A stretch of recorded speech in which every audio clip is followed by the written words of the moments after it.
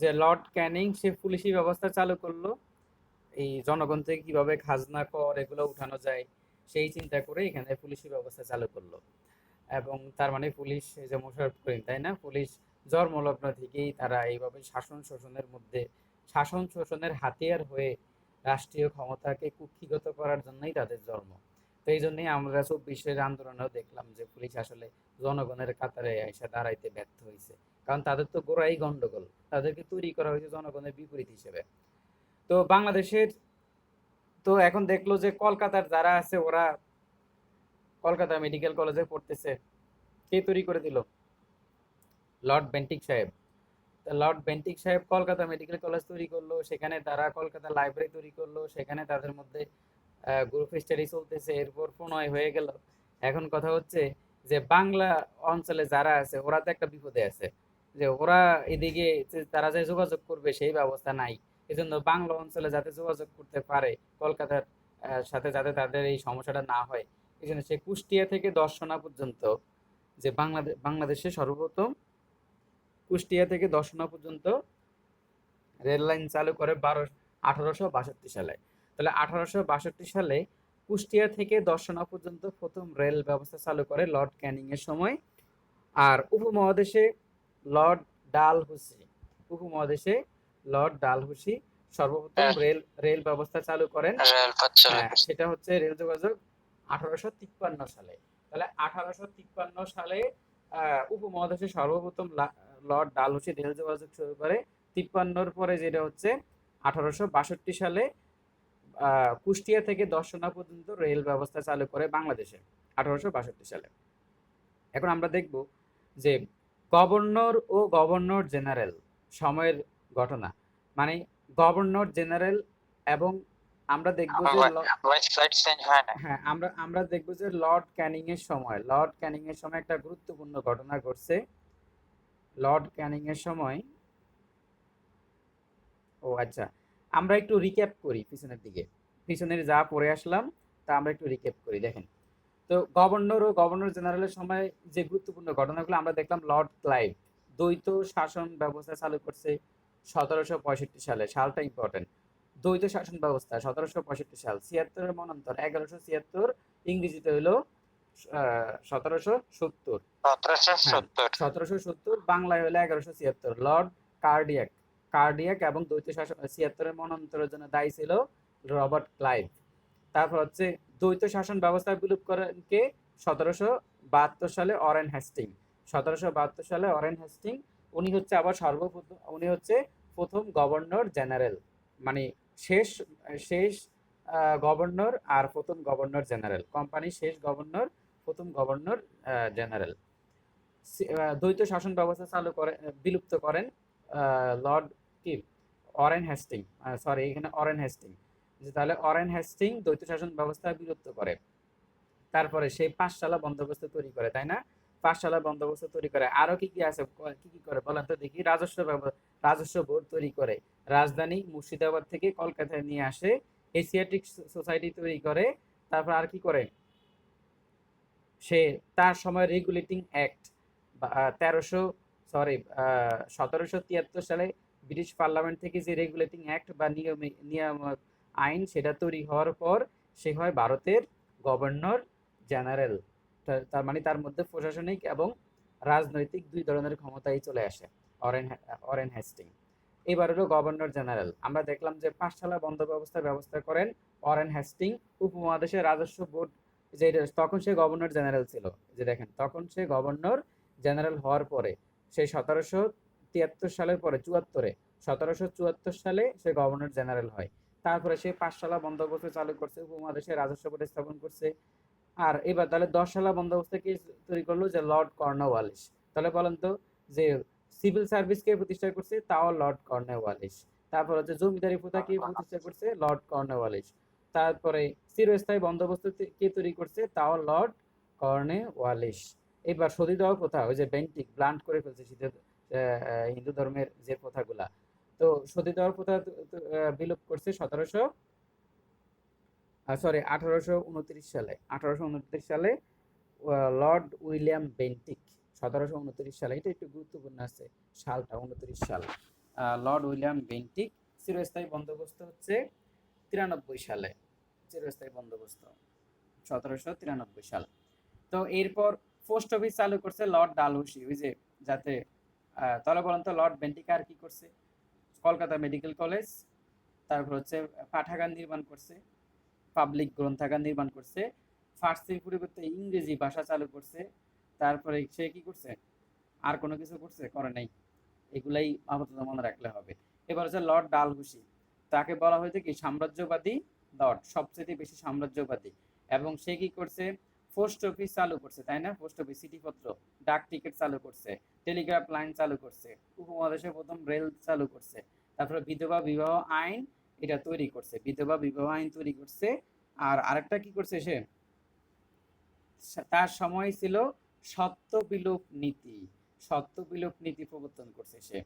তারপর উপমহাদেশে কাগজের মুদ্রা, ক্যানিং সাহেব, ওই যে খুচরা পয়সা ঝামেলায় ছিল, ক্যানিং সাহেব, এই লর্ড ক্যানিং খুচরা পয়সার ঝামেলা এড়ানোর জন্য সেই কাগজের মুদ্রা প্রচলন করছে। এরপর সিপাহী বিপ্লবকালীন গভর্নর জেনারেল ছিলেন লর্ড ক্যানিং। তার সময় সিপাহী বিপ্লব হয়। এরপর যখন সিপাহী বিপ্লব হয় তখন সে দেখতেছে কোম্পানি তো ঠিকমতো চালাইতে পারতেছে না ভারত মহাদেশ, উপমহাদেশ। পরে সে চিন্তা করলো, ব্রিটিশ রানী চিন্তা করলো এই কোম্পানির হাত থেকে সে ভারতীয় উপমহাদেশ নিয়ে এসে সে তখন সম্পূর্ণ রানীর অধীনে, মানে ব্রিটিশ সিংহাসনের ব্রিটিশ রানীর অধীনে নিয়ে গেছে ভারতকে। কোম্পানি থেকে 1857 সালে সিপাহী বিপ্লবের মধ্যে দিয়ে কোম্পানি থেকে কোম্পানির শাসন পরিসমাপ্তি ঘটে, ব্রিটিশ শাসন শুরু হয়। তখন এই লর্ড ক্যানিং ছিল কি গভর্নর জেনারেল। পরে তাকে বললো যে ঠিক আছে, তুমি যেহেতু গভর্নর জেনারেল ছিলা, তুমি এখন গভর্নর জেনারেল থাকো। তো তোমার নামের সাথে আরেকটা নাম তৈরি হয়েছে, সেটা হচ্ছে ভাইস রয়। প্রথম গভর্নর জেনারেল এবং ভাইস রয়। ভাইস রয় মানে হচ্ছে রানীর প্রতিনিধি। প্রথম গভর্নর জেনারেল, এরপর হচ্ছে ভাইস রয়। তো দেখেন ক্যানিং মন খারাপ করবে না? এই যে ক্যানিং এর ছবি দেখেন, সে তার মন খারাপ, একটু কেমন করে বসে আছে। তো রানী চিন্তা করলে, যা, তুমি যেহেতু মন খারাপ করছো, মন খারাপ করার দরকার নেই, তোমাকে আমি প্রথম ভাইসরয় বানাই দেবো। তো লর্ড ক্যানিং প্রথম ভাইসরয়, গভর্নর এবং গভর্নর জেনারেল। এবার আমরা সিপাহী বিপ্লব নিয়ে পড়বো। তো সিপাহী বিপ্লব এখন কয়জন আছেন আপনারা? চারজন। আচ্ছা, ভাই স্লাইড চেঞ্জ হয় না।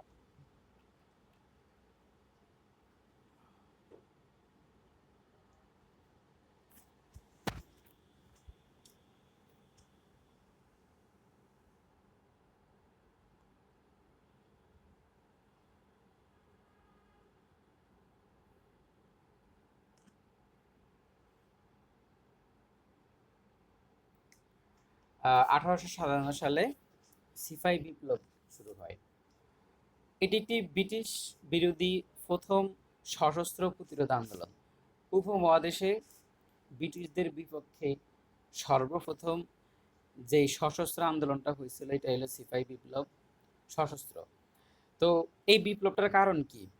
যে উপমহাদেশে ওই সময় নানামুখী বৈষম্য ছিল। ব্রিটিশরা প্রচুর বেশি পরিমাণে ওরা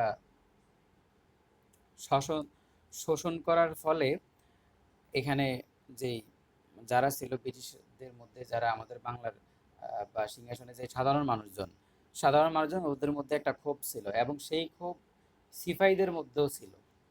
তো যার ফলে সিপাহীদের মধ্যে একটা তীব্র একটা ক্ষোভ তৈরি হয়। এবং এইটার সাথে আরেকটা যেটা ঘটে, সেটা হচ্ছে ওই সময় সর্বশেষ যে কারণটা ছিল, 1856 সালে অ্যানফিল্ড অ্যানফিল্ড অ্যানফিল্ড নামক এক ধরনের বন্দুকের কার্তুজ দেওয়া হয়, মানে এই কাঠের যেটা বলে ভিতরে যে গোলাটা দেয়, গোলা বারুদ, সেই কার্তুজ অ্যানফিল্ড এটার নাম, অ্যানফিল্ড নামক একটা কার্তুজ দেওয়া হয় 1856 সালে।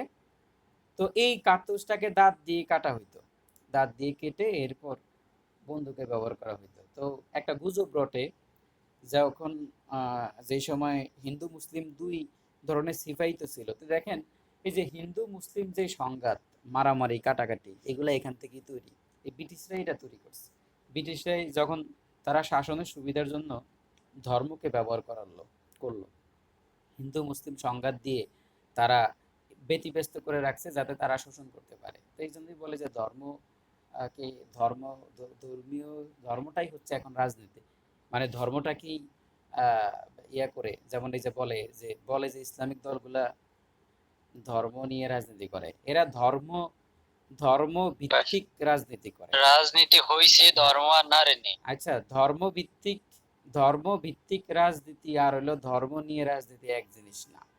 যেটা ইসলামিক দলগুলো ওরা ধর্ম ভিত্তিক, ধর্মকে বেস করে এখানে আমাদের বলা হয় যে পৃথিবীতে একমাত্র আহ, আমাদের পবিত্র কোরআন, এই পবিত্র কোরআনই হচ্ছে পূর্ণাঙ্গ জীবন ব্যবস্থা, যেখানে সবকিছু বলা আছে, যেখানে একটা রাষ্ট্র চালানোর জন্য যতটুকু যা যা দরকার সবগুলি কিছু বলা আছে। অনেকে বলে যে যদি ইসলাম রাষ্ট্র ক্ষমতায় আসে তাহলে হিন্দুদের কি হবে।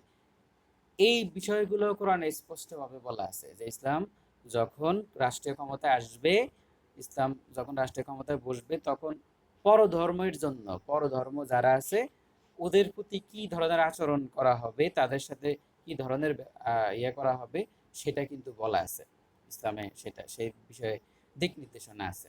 তো যাই হোক, এটা তো ধর্মীয় ভিত্তিক ক্লাস না, এই জন্য আমরা এগুলো বলতেছি না। তো এটাই হচ্ছে বিষয় যে তখন থেকেই ব্রিটিশের সেই জন্মলগ্ন থেকেই তারা এই সিপাহী বিদ্রোহ বা বিভিন্ন সময় তারা অনেক কিছুকে উস্কে দিত। হিন্দু মুসলিম দাঙ্গা লাগে উস্কে দিলে তখন শাসন করা সুবিধা হইতো, যেটা এখন আওয়ামী লীগ করে। এই শাসন আওয়ামী লীগ পুরোপুরি ব্রিটিশদের একদম উপনিবেশিক শাসন যেরকম, ওরা ওই টেকনিকগুলো এখন পর্যন্ত ধরে রাখছে, এই যে হিন্দু মুসলিম সংঘাত, এই জিনিসগুলা। তো হিন্দু মুসলিম সিপাহীদের মধ্যে বদ্ধমূল ধারণা ছিল যে তাদেরকে ধর্ম বিনিষ্ট করার জন্য ইংরেজরা এই কার্তুজগুলাতে শূকরের চর্বি এবং গরুর চর্বি ব্যবহার করা হয়েছে। এখন মুসলিম যারা, ওরা বললো যে আমাদেরকে যেগুলো দেওয়া হচ্ছে এগুলোতে শূকরের চর্বি আছে, তখন তারা খেপে গেল। আর হিন্দুরা মনে করলো যেগুলো তাদেরকে দেওয়া হয়েছে এগুলোতে গরুর চর্বি দেওয়া আছে, তাদেরকে ধর্ম বিনষ্ট করার জন্য। এইটার মাধ্যমে চূড়ান্তভাবে একটা ক্ষোভ তাদের মধ্যে চালু হয়ে যায়, আমাদেরকে ধর্ম বিনষ্ট করার জন্য এই কাজটা করা হয়েছে। তো এরপরে এই ক্ষোভ আস্তে আস্তে বাড়তে থাকে। ফলে 1757 সালে 26 জানুয়ারি, 1757 সালে 1757 26 জানুয়ারি সিপাহীদের মধ্যে একটা বিদ্রোহ হয়, একটা প্রচন্ড বিক্ষোভ হয়। এটা নেতৃত্ব ভাই দিছে, ক্লাসটা কি রেকর্ড হয়? হ্যাঁ হ্যাঁ রেকর্ড হচ্ছে, এটার নেতৃত্ব দিছে মঙ্গল পাণ্ডে। তাহলে এখানে 1757 সালে 26 জানুয়ারি মঙ্গল পাণ্ডের নেতৃত্বে ব্যারাকপুরে তাহলে 1757 সালে 26 জানুয়ারি মঙ্গল পাণ্ডের নেতৃত্বে ব্যারাকপুরে সর্বপ্রথম বিদ্রোহটা হয়। এবং এই বিদ্রোহ ক্রমান্বয়ে সারা শিবিরে ছড়ায় পড়ে এবং পরবর্তীতে এই যে স্বাধীনতার জন্য ভারতে ব্রিটিশ বিরোধী প্রথম সশস্ত্র যেই প্রতিবাদ, সিপাহী বিদ্রোহ, ব্রিটিশ বিরোধী সশস্ত্র প্রথম যেই প্রতিবাদ, এটা কিন্তু ব্রিটিশ বিরোধী, কোম্পানি বিরোধী না।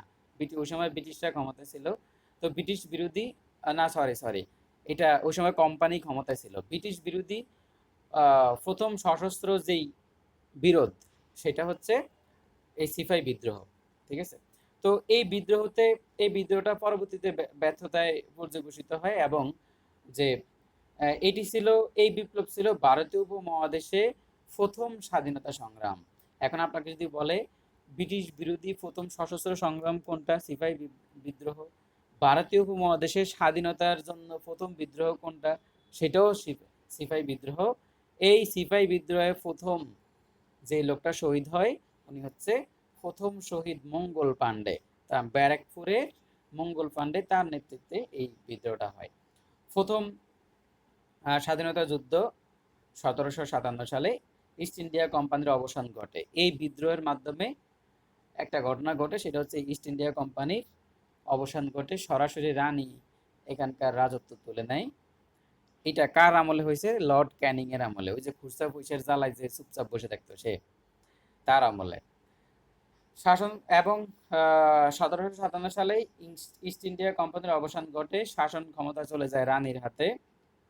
তিনি তৃতীয় বাহাদুর শাহকে রেঙ্গুনে নির্বাসিত করে। এই এই ব্রিটিশ বিরোধী সিপাহী বিদ্রোহের মদতদাতা হিসেবে দ্বিতীয় বাহাদুর শাহকে রানী নির্দেশে রেঙ্গুনে নির্বাসিত করে, সেখানেই সে পরবর্তীতে মারা যায়। 1757 সালে সিপাহী বিদ্রোহের সময় ব্রিটিশ সরকার মানে সরকারের এই বাংলাদেশে বা এই উপমহাদেশের সরকার হিসেবে ছিল ইস্ট ইন্ডিয়া কোম্পানি। এই ইস্ট ইন্ডিয়া কোম্পানির কাছ থেকে শাসনভার ব্রিটিশ সরকার নিজেই গ্রহণ করে এবং গভর্নর জেনারেলের সাথে গভর্নর জেনারেলের সাথে আরেকটা পদবি যুক্ত করে দেয়, সেটা হচ্ছে ভাইস রয়। গভর্নর জেনারেল ও ভাইস রয়, ভাইস রয় হচ্ছে রানীর প্রতিনিধি। তো কোম্পানির যে গভর্নর জেনারেল ছিল তার নাম ছিল লর্ড ক্যানিং। তো তাকে আর ক্ষমতা থেকে সরায় নেয়, তাকেই ক্ষমতায় বসায় দিছিল ব্রিটিশ রানী।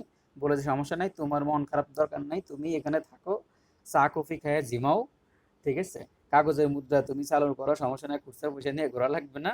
তোমার মন দিন ভালো করার জন্য তাকেই আবার প্রথম ভাইস রয় মানে গভর্নর জেনারেল এবং ভাইস রয় নিযুক্ত করলো ব্রিটিশ রানী। তো ভাই অবিভক্ত, স্লাইড চেঞ্জ হয়। না আমি এখনো ওই স্লাইড চেঞ্জ করি নাই। অবিভক্ত ভারতের 1757 সালে সিপাহী বিদ্রোহ একমাত্র স্মৃতি বিজড়িত স্থান হলো বাহাদুর শাহ পার্ক। তাহলে এটাকে এখন বর্তমানে ভিক্টোরিয়া পার্ক বলা হয়। তো বাহাদুর শাহ পার্ক বা ভিক্টোরিয়া পার্ক, তো বাহাদুর শাহ পার্ক এবং ভিক্টোরিয়া পার্ক হচ্ছে বাহাদুর শাহ পার্ক বা ভিক্টোরিয়া পার্ক হচ্ছে প্রথমে স্মৃতি বিজড়িত স্থান। তো আগে তার নাম ছিল এখন এই ভিক্টোরিয়া পার্ক, এটা কি ঢাকায় না? হ্যাঁ, ঢাকায়, পুরাতন ঢাকায়, ওই যে পুরান জগন্নাথ ঢাকায়। হ্যাঁ, বিশ্ববিদ্যালয়ের এখন এটাকে সামনে। এখন এটাকে কি এখন ভিক্টোরিয়া পার্ক বলে নাকি বাহাদুর শাহ পার্ক বলে? বাহাদুর শাহ পার্ক বলে মনে হয়। বাহাদুর শাহ পার্ক বলে। হ্যাঁ, তো আগের নাম ছিল ভিক্টোরিয়া পার্ক। পরবর্তীতে এখানে বাহাদুর শাহের ভিক্টোরিয়ার নামটা বাদ দিয়ে এখানে আহ, বাহাদুর শাহ পার্ক দিছে। কুমিল্লার ভিক্টোরিয়া কলেজ এখনো তো আছে, তাই না? হ্যাঁ ভাই, আছে। 1899 সালে প্রতিষ্ঠিত। হ্যাঁ, ওটা হলো ভিক্টোরিয়া কলেজ, এখনো রাখছে রানীর নামে। তো বাহাদুর শাহ পার্কের নামটা করে দিচ্ছে। তো এটা দেখা যাচ্ছে, দেখেন যে ব্যারাকপুরের মঙ্গল পাণ্ডের নেতৃত্বে প্রথম বিদ্রোহটা হয়, ভারতের উপমহাদেশে প্রথম স্বাধীনতা সংগ্রাম। এই হচ্ছে সেই ভিক্টোরিয়া পার্ক, সিপাহী বিদ্রোহের একমাত্র স্মৃতি বিজড়িত স্থান। বর্তমানে এটার নাম হলো বাহাদুর শাহ পার্ক, আগে ছিল ভিক্টোরিয়া পার্ক। তো বলা হয় যে এই যে যে জায়গাটাতে এখানে সিপাহীদেরকে ফাঁসি দিয়ে ঝুলাইয়া রাখছে অনেক দিন। মানে ফাঁসি দেওয়ার পরে লাশটা নামায় নাই, না নামায় এখানে ঝুলাইয়া রাখছে। মানে ওরা দেখাইছে যে বিদ্রোহ করলে আমরা এইভাবেই জনগণের মধ্যে ত্রাস, ভয়, ভয়ের রাজত্ব কায়েম করা। ওই যে দেখেন না, গুলি করে মানুষ মারা ফেলছে। ঠিক বললাম তো, আজকে ক্লাসের সাথে দেখবেন যে আমি সব মিলিয়ে দিচ্ছি যে এখানে ব্রিটিশ ওই সিপাহীদেরকে মেরে লাশটা ঝুলাই রাখা হয়েছে, সবার মধ্যে একটা ভয়ের রাজত্ব কায়েম করা হয়েছে। হ্যাঁ, তোমরা ফেসবুকে কিছু বলবো না, ডরে, ভয়, সরকারি চাকরি হবে না। তো সেই ব্যবস্থা ওরাও করতো। ওই সময় তো ওদের সময় ফেসবুক টেসবুক ইউটিউব ছিল না। তো ওরা এরকম কি আর করবে, ওরা ঝুলাই রাইখা দেখাইছে যে আমাদের বিরুদ্ধে কোনো বিদ্রোহ করা যাবে না, তোমরা সরকারি চাকরির পিছে দৌড়াও, কিছু বলবা না, কিছু বললেই তোমরা স্বাধীনতা বিরোধী, তোমাদের চাকরি হবে না, পুলিশ ভেরিফিকেশন বাদ হয়ে ভাই যাবে। সাউন্ডটা আস্তে আস্তে আসতেছে। হ্যাঁ, আমি ওই আস্তে আস্তে কথা বলতেছি, অনেকক্ষণ তো জোরে বললাম। তো আচ্ছা আচ্ছা। এটা হচ্ছে সিপাহী বিদ্রোহের একমাত্র স্মৃতি বিজড়িত স্থান। এটা হলো বাহাদুর শাহ পার্ক। এই যে এখানে আছে আমাদেরকে এইটা, ভক্ত আছেন কেউ? এই হলো আমাদের সেই আমির খান, মঙ্গল পান্ডে। তো সিপাহী বিদ্রোহের প্রথম শহীদ মঙ্গল পান্ডে। এই সিপাহী বিদ্রোহ নিয়ে ইন্ডিয়ানরা একটা কি করছে, মুভি করছে। এই হলো মঙ্গল পান্ডে যে বিদ্রোহ করছে। সিপাহী বিদ্রোহ 1757, সিপাহী বিদ্রোহের প্রথম শহীদ মঙ্গল পান্ডে। ভিক্টোরিয়া পার্ক ছিল সেটা স্মৃতি বিজড়িত স্থান। এই হচ্ছে আমাদের সেই মোগল সম্রাট। ফলাফল, প্রথম স্বাধীনতা যুদ্ধ 1757, ইস্ট ইন্ডিয়া কোম্পানির অবসান ঘটে এবং শাসন ক্ষমতায় চলে আসে রানীর হাতে। আর তিনি ভাইসরয়দের দ্বারা এই অঞ্চল কার্যক্রম চালাতেন এবং দ্বিতীয় বাহাদুর শাহকে রেঙ্গুনে নির্বাসিত করা হলো। এই হলো আমাদের সেই অভাগা দ্বিতীয় বাহাদুর শাহ। দ্য লাস্ট মুঘল একটা ফিল্ম আছে তাকে নিয়ে, বাহাদুর শাহ জাফর, দ্য লাস্ট তাকে বলা হয়তো দ্য লাস্ট মোগল, এটা নিয়ে একটা মুভি আছে। ভারতের ভাইসরয়ের শাসনকাল আমরা দেখবো এখন 1757 সালের থেকে 1857 সাল পর্যন্ত, সিপাহি বিদ্রোহ পর্যন্ত তারা কোম্পানি শাসন করতে। এখন আমরা একটু ব্রিটিশ রানীর শাসনটা দেখব, যে ভারতের ভাইসরয়ের শাসনকাল। তো আমাদের সেই যথারীতি যে মন খারাপ করা সেই ভাইসরয়, খুরসা পয়সার বিপদে চলা সেই ভাইসরয়, সে চিন্তা করলো 1761 সালে, সে চিন্তা করলো এর এই কি যে প্যারা, হ্যাঁ, এই জনগণকে শাসন করা। তখন রানী বলল যে বোকা কোথাকার, তুমি পুলিশি ব্যবস্থা চালু করো। হ্যাঁ, শেখ হাসিনা রানী তো আছেই। তো রানী বললো যে তুমি পুলিশি ব্যবস্থা চালু করো, চালু করে মানুষ পিটিয়ে সব খাজনা নিয়ে ফেলো। তখন 1861 সালে পুলিশি ব্যবস্থা চালু করছে। এবং পরে এখন এবার মেডিকেল কলেজে যারা পড়তেছে, ডাক্তারদের বাইরে এবার যারা আছে দেখা যায় বাকিরাও একটু কি ঘোরাঘুরি করতেছে। হ্যাঁ, তা এখন সবাই বললো যে ভাই আপনারা কি কাজ করলেন, আপনি ওই আমাদের ভাই কি বলে, লর্ড বেন্টিক সাহেব আহ, ডাক্তারদের জন্য মেডিকেল কলেজ তৈরি করলো, আর আমরা এখন পড়াশোনা করতে পারি না, আমরা ইন্টারের পর আর কোথায় পড়বো। হ্যাঁ ভাই, একটু দেখেন, একটু ব্যবস্থা করে দেন। হ্যাঁ, আমাদেরকে একটু কিছু করে টোরে দেন একটু, যাতে পড়াশোনা করতে পারি। তখন সে চিন্তা করলো আসলেই তো শুধু ডাক্তাররা পড়লেই তো হবে না, তো তোমরা একটু পড়াশোনা করা দরকার। তখন সে বলে যে ঠিক আছে, তো কলকাতা বিশ্ববিদ্যালয় প্রতিষ্ঠা করে দেই। তখন এবার সে কলকাতা বিশ্ববিদ্যালয় প্রতিষ্ঠা করলো। লর্ড ক্যানিংকে যে সবাই ধরছে আর যে ভাই একটু ব্যবস্থা করে দেন। পরে সে কলকাতা বিশ্ববিদ্যালয় প্রতিষ্ঠা করলো, আর কাগজের মুদ্রা তো আগেই সে চালু করলো, সেটা তো বললামই। এরপর সেই যে বৈশা বৈশা জিমায়, এখন তো তার দায়িত্ব পালন করতেছে পুলিশ। ঠিক আছে, এখন তার তো হইলো শান্তি। এখন এখন তার আসতে তার জিমানি আসতেছে, জুটতেছে এখন। পরে সে চিন্তা করলো যে আমি একটু চা কফি খাই। তখন চিন্তা করলো ইংল্যান্ড থেকে চা কফি আনলে কি হবে, বাঙালিরা তোরা চা কফি চাষ কর, আমরা একটু খাই। এখন তো দেখলাম যে কফি নাকি মানুষ এখন বেশি খাইতেছে, আজকে পত্রিকায় দেখলাম। তো এখন সে চা কফি খাওয়া শুরু করে দিল ভাই। তো স্যার জন লরেন্স, সে এখন সে আসলো ঢাকায়। ওরা এসে দেখে যে হায় হায়, ঢাকাতে নালা নর্দমা ওই সেই, খুব একটা সুন্দর টুন্দর নাই। সে এখন চিন্তা করলো যে ঠিক আছে যাক, ঢাকাবাসী তাকে ধরলো যে ভাই কিছু একটা ব্যবস্থা করেন। পরে সে ঢাকা পুরসভা গঠন করে দিছে। তো লরেন্স লরেন্সকে আমরা বাঙালিরা তো আর টাকা পয়সা কিছু নাই, তাকে লজেন্স খাওয়াই দিছি এরই। ওই 4 টাকা দামের, 1 টাকায় 4টা পাওয়া যায় না লজেন্স, ওরকম লজেন্স খাওয়াই দিয়ে আমরা বললাম যে ভাই কলকাতার দাদা বাবুরা তো ক্যানিং সাহেবকে চা কফি খাওয়াইয়া ঢাকা কলকাতা বিশ্ববিদ্যালয় প্রতিষ্ঠা করে ফেলছে। এখন আপনি আমাদের এখানে আসছেন, আমাদের এত কিছু নাই, এই 1 টাকা দিয়ে 4টা লজেন্স পাইলাম, এই লজেন্স খাওয়াই দিলাম লজ- লরেন্সকে। লজেন্সের বিনিময়ে লরেন্সকে পৌরসভা। লরেন্সকে আমরা 4 টাকা দিয়ে লজ লজেন্স খাওয়াই দিলাম। তখন সে ঢাকা হয়েছে, ঠিক আছে যাও, তোমাদেরকে আমি ঢাকা পৌরসভা গঠন করে দিয়ে তোমরা এটার মধ্যে থাকো টাকো, বস্তি টুস্তি এগুলা, ঠিক আছে এইটার মধ্যে থাকো। ঠিক আছে, তখন তাকে আমরা লজেন্স খাওয়ায় লরেন্সের মাধ্যমে আমরা ঢাকা পৌরসভা গঠন করে দিলাম। আর কলকাতার দাদা বাবুরা চা কফি খাওয়ায় একদম কলকাতা বিশ্ববিদ্যালয় প্রতিষ্ঠা করে ফেলছে। তো এবার আমরা দেখলাম যে লর্ড ম্যাও, ম্যাও হচ্ছে বিড়াল। ঠিক আছে, এই দেখেন, এই লর্ড ম্যাওকে দেখতেই কেমন দেখা যায়, মনে হয় যেন কি একটা জল্লাদ টাইপস, তাই না? এটা দেখেন, জুম করে দিলাম। হ্যাঁ, এই লর্ড ম্যাও, তাকে দেখলেই বোঝা যাচ্ছে সেই যে বাচ্চা কাচ্চা পছন্দ করে না। হ্যাঁ, তাকে দেখলেই মনে হচ্ছে কি জানেন, সে বাচ্চা কাচ্চা পছন্দ করে। এই ধুর, বাঙালির একজনের 10-12টা করে বাচ্চা। এখন তো এখন তো মানুষ, মেয়েরা তো এখন আধুনিক। ঠিক আছে, বা এখন আমাদের সমাজ ব্যবস্থা আধুনিক, সবাই একটা দুইটার বেশি না। তো এখন ওই সময় চিন্তা করলো যে কি ব্যাপার, বাংলা মানে ও ঘুমাইতে পারতেছে না, বাচ্চারা কল কেউ কেউ ম্যাও ম্যাও করে। তো এই জন্য সে খুব বিরক্ত যে এই দেশে কোন দেশে আইলাম, সব গুড়াগাড়া বাচ্চা পোলাপান, ঠিক আছে, ল্যাংড়া রাস্তায় দৌড়াদৌড়ি করে। তো এগুলা দেখে তার মাথা খুব গরম হয়ে গেছে। তখন সে এবার বললো যে এই তোমরা একটা কাজ করো, হ্যাঁ, যে আমরা আমরা আদমশুমারি করব, যে দেখি এই কাচ্চা বাচ্চা পোলাপানের বাপ কয়টা খুঁজে বাইর করি। যে না, কি সরি, কি বললাম, যে মানে মানে বলে যে কাচ্চা বাচ্চা পোলাপান এগুলার কি বাপ মা, এগুলা গুনতে হবে, যে এখানে কতজনের ওদের বাপ মা কারা কারা আছে, সবাইকে একসাথে গণনা টনা শুরু করে দাও। পরে 1872 সালে উপমহাদেশের প্রথম আদমশুমারি করেন এই লর্ড ম্যাও। বুঝছেন, মানে তাকে পোলাপান দেখলে ম্যাও ম্যাও করে বিলের মতো খেপাইতো, বুঝছেন। তখন যাওয়া শুরু করতো রাস্তা দিয়ে। তখন তখন বাঙালি পোলাপান তো দুষ্ট, এরা একে ম্যাও ম্যাও বলতো। তখন চিন্তা করলো যে কিরে, এত পোলাপান দেশে, ঠিক আছে, তো বাপ বাপ মা করে এটা গুনতে হবে দেখি যে ঘটনা কি, এত পোলাপান কই থেকে আসলো। পরে সে এখানে 1872 সালে এখানে গণাগুনি শুরু করে দিল, আদমশুমারি করলো। এখন যখন সে পোলাপানের সাথে ম্যাও ম্যাও পোলাপান যাকে যখন তাকে ম্যাও ম্যাও করা শুরু করলো, তখন তো সে আদমশুমারি করছে। এখন এখন এতে বাংলার মানুষ গেছে ক্ষিপ্ত হইয়া, যে শালা তুই আসছিস এখানে দেশ শাসন করার জন্য, তুই আমাদেরকে গণাগুনি কি দরকার। তখন সবাই মিলে এরে মারছে, এরে খুন করে ফেলছে, বুঝছেন।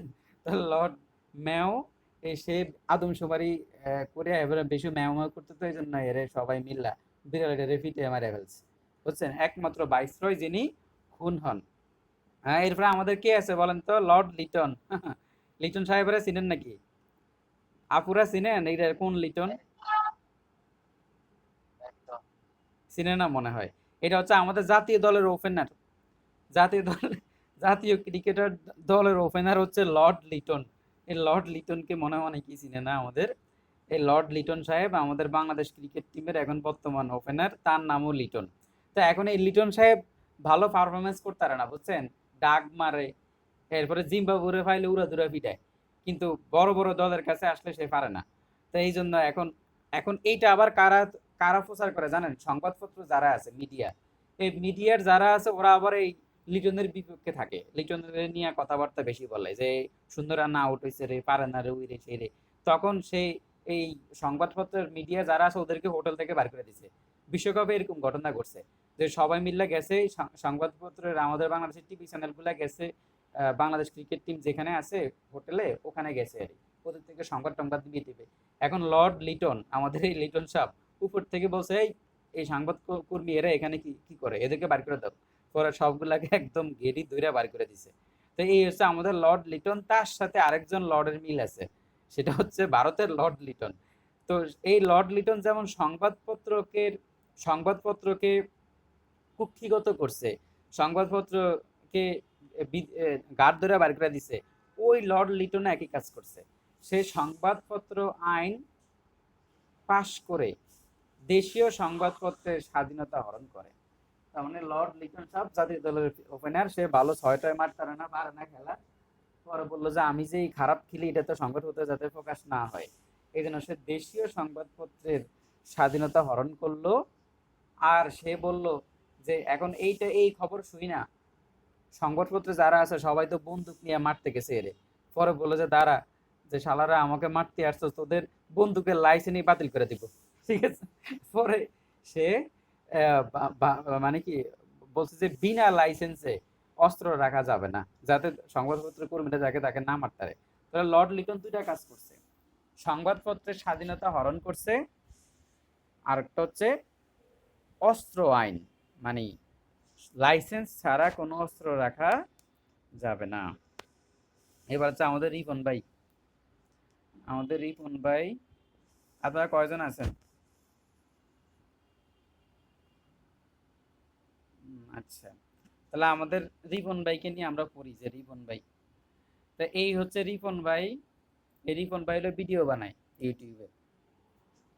তো রিপন ভাই বলে, ভালো মানুষ, রিপন ভাই বলে যে এই তোমরা আসো, যদি পড়াশোনা করতে মন না চায় তোমরা হাতুড়ি বাটাইলে নিয়ে আমার কাছে চলে আসো, আমি তোমাদেরকে কাজ কাম শিখিয়ে দেবো, যে কিভাবে কাজ কাম করতে হয়।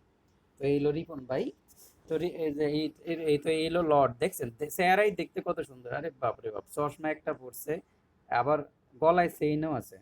হ্যাঁ, লর্ড লর্ড লাগতেছে। তো এই হলো লর্ড রিপন। এই রিপন ভাইকে আমরা একটু দেখি। তো সে আবার একটু ভালো, এই রিপন ভাই একটু মাইকেল মার্কা চেহারা হইলো, রিপন ভাই কিন্তু ভালো মানুষ। তো বললো যে সমস্যা নাই, তোমরা বাঙালিরা, তোমাদের জন্য আমি অনেক কিছু করব। তখন সে কি করা শুরু করলো দেখেন। তো এই রিপন সাহেব, লর্ড রিপন সাহেব, সে আহ, বেঙ্গল মিউনিসিপ্যাল আইন, বেঙ্গল মিউনিসিপ্যাল আইন 1884 প্রবর্তনের মাধ্যমে ভারতে প্রথম স্থানীয় শাসন ব্যবস্থার প্রবর্তন করেন। খুব ভালো কাজ করছে। সে দেখলো যে এই যে জনগণ, মানে ধরেন যে উপজেলা পর্যায়ে মানুষজন কোনো মারামারি কাটাকাটি হয়, কোনো বিচার আচার নাই, খুবই ঝামেলা।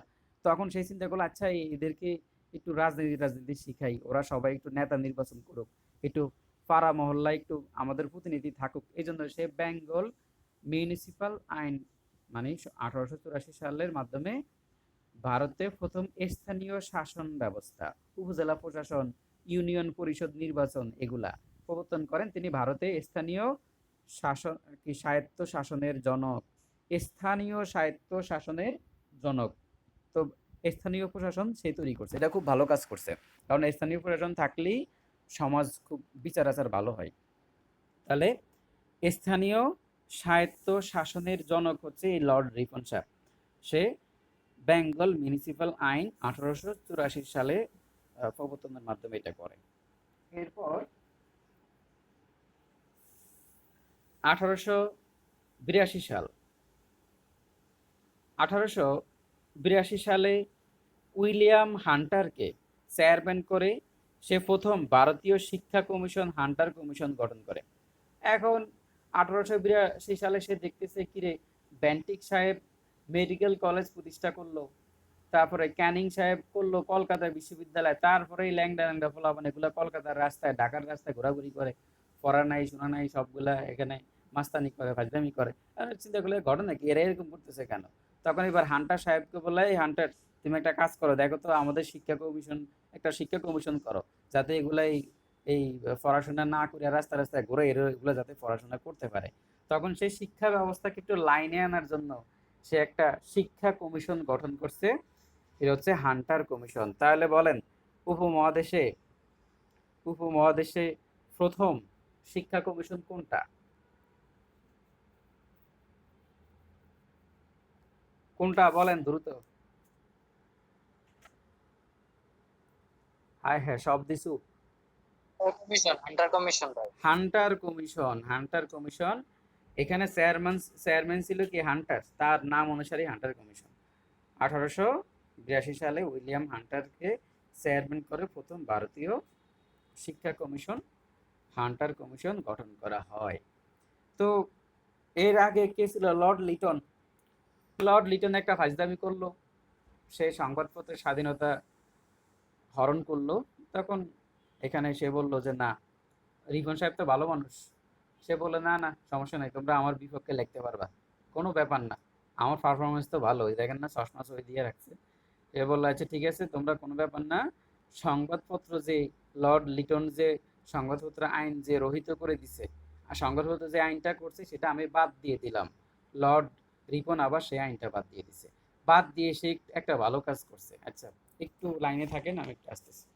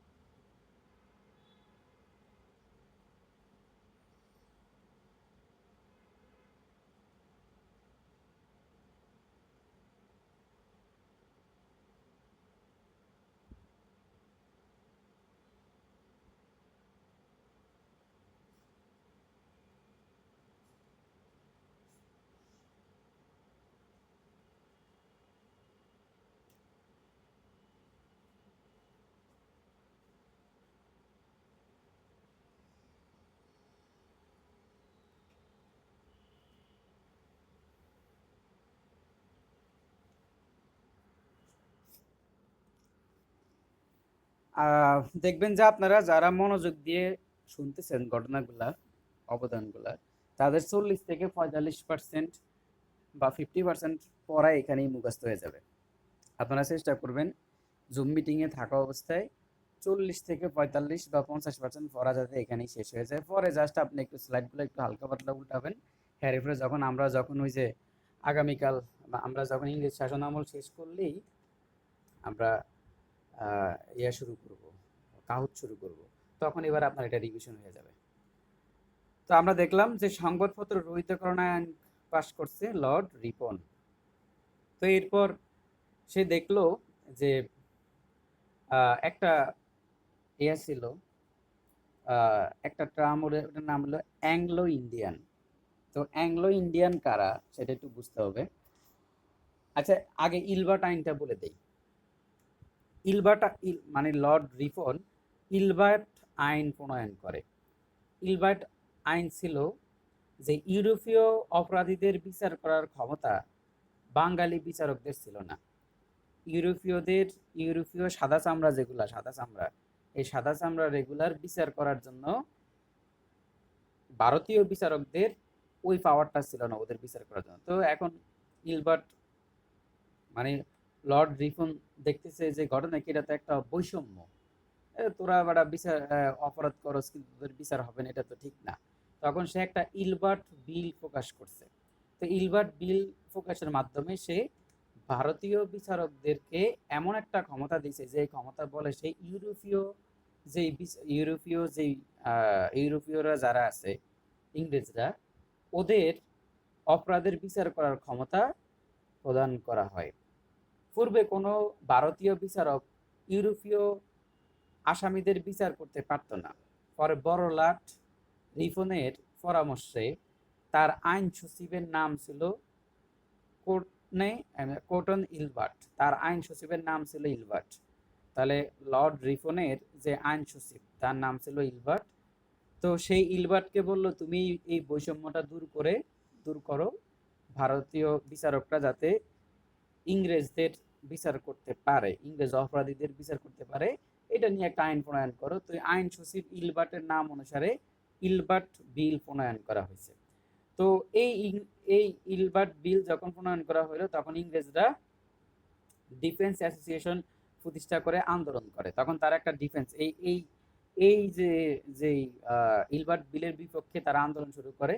তো এরপর এই বিলটা যাতে আইনে প্রকাশ না হতে পারে এই জন্য তারা প্রচুর পরিমাণে আন্দোলন করে।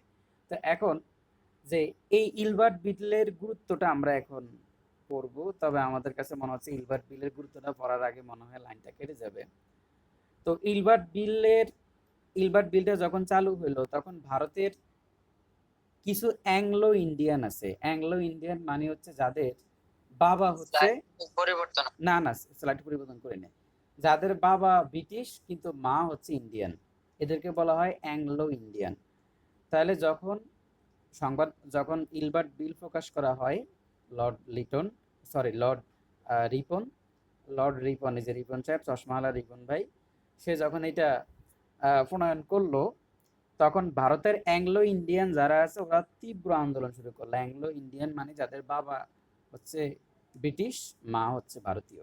তারা আন্দোলন করলো যাতে ইলবার্ট বিলটা না প্রণয়ন হয়, কারণ তারা তো ইংরেজ হিসেবে পরিচিত, বুঝে বাপ ইংরেজ, এজন্য।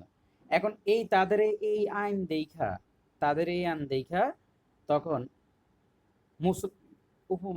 আমাদের উপমহাদেশে ভারতীয়রা যারা আছে সবাই চিন্তা করলো আসলেই তো ওদের তো উদ্দেশ্য খারাপ, এতদিন তো ওরা ভালোই মনে করছিলাম, ইংরেজরা তো ওরা আমাদের এত শোষণ করতেছে কিন্তু মাত্র ওদের স্বার্থের একটু বিপক্ষে গেল, এইটা ওরা মানিয়ে নিতে পারতেছে না। এইটা দেখা ভারতীয়রা নিজেরা একটা রাজনৈতিক দল গঠন করার একটা গুরুত্ব অনুভব করে। তো ইলবার্ট বিলের গুরুত্বের মাধ্যমেই এই যে ইলবার্ট বিলের যেই বিলটা প্রকাশ করা হলো, যখন অ্যাংলো ইন্ডিয়ানরা আন্দোলন করে, ইউরোপীয়রা যখন আন্দোলন করে, তখন ভারতীয় উপমহাদেশের এই ভারতীয়রা সর্বপ্রথম অনুভব করে তাদের একটা রাজনৈতিক দল দরকার আছে। এই ইলবার্ট বিল আন্দোলনের প্রেক্ষাপট তৈরি করেই ভারতীয় কংগ্রেস প্রতিষ্ঠার ভিত রচনা করেন, এবং এটা কিছুটা হইলেও এটাকে সাহায্য করে। মানে জনগণ চাইছিল যে আমরা ইলবার্ট বিল আন্দোলনকে বুঝাই, ওরা চিন্তা করলো যে না, আমরা এখন একটা রাজনৈতিক দল দরকার, কারণ আমাদের অধিকার রক্ষা করার জন্য ভারতীয়রা সর্বপ্রথম একটা রাজনৈতিক দল প্রতিষ্ঠার অনুভব করে।